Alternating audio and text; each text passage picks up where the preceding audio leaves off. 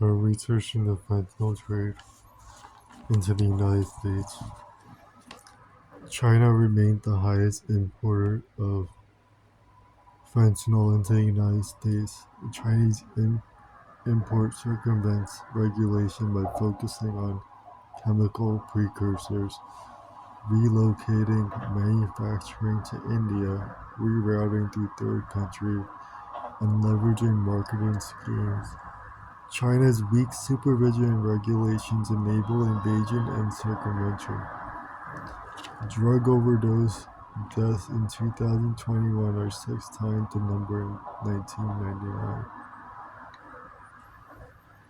Deaths increased 16% from 2020 to 2021, is from the World Health Organization. 75% of nearly 107,000 overdose involve opioids. Heroin involves deaths decreased nearly 32%. Since China's government schedules fentanyl, the amount of finished fentanyl shipped directly from China to the United States has declined, while the amount shipped from Mexico has increased. Growing trend of Chinese nationals working with Mexican cartels. Chinese brokers are laundering Mexican drug money through China's financial system. Cooperation between the US and China remain limited. Stressors related to the coronavirus pandemic increased usage of it and all drugs.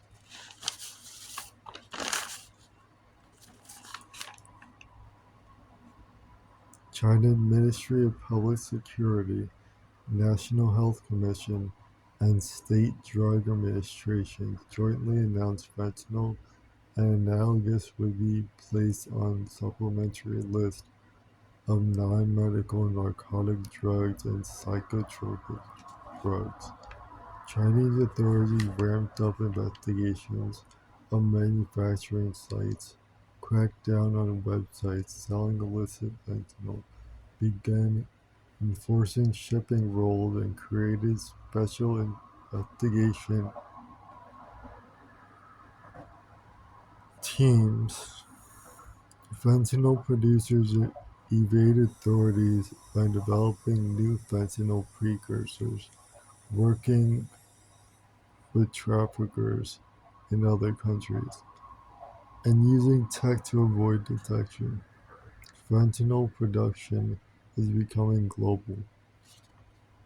Layers of governments are sometimes at odds. Since the 2019 scheduling of all fentanyl, the Chinese producers have developed at least four more precursor substitutes. Marketing for precursors are more common.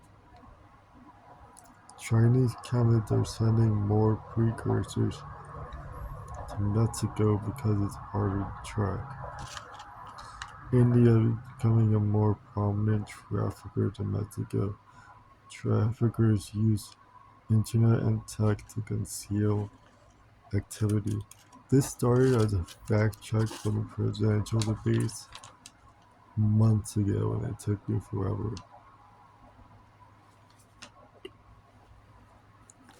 The fentanyl from prescriptions in the United States is 12.5%. The fentanyl shipped in from China and manufactured in the United States is 48.5%.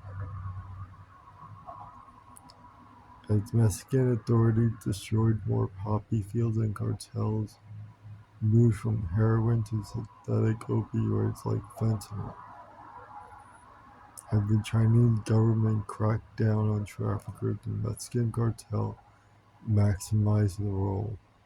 The deputy chief of foreign operations for the DEA, Matthew Donahue, described an unlimited and endless supply of precursors, chemicals coming from China to Mexico.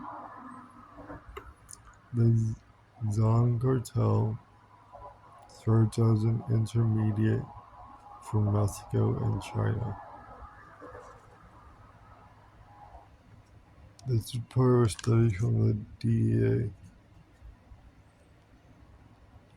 Cartels use crypto and transactions to launder.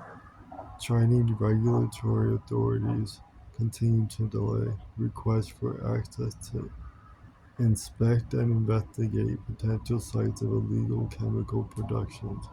According to the director of opioid enforcement, when China controlled a drug or precursor chemical, we see a significant drop in the use of the substance for illicit purpose in the United States. The DEA is partnering with China to stop the trade. ICE and the ICE and DHS collaborate with China about information sharing and how these efforts led China to control all fentanyl variants. Former DEA agents anonymously expressed frustration with lack of cooperation from China. China says US and China cooperation is still extremely limited. Many outstanding requests from both the US and China are unfulfilled, hindering efforts. China has more cooperation with Australia than the United States. This took me so long, it is not even that much information.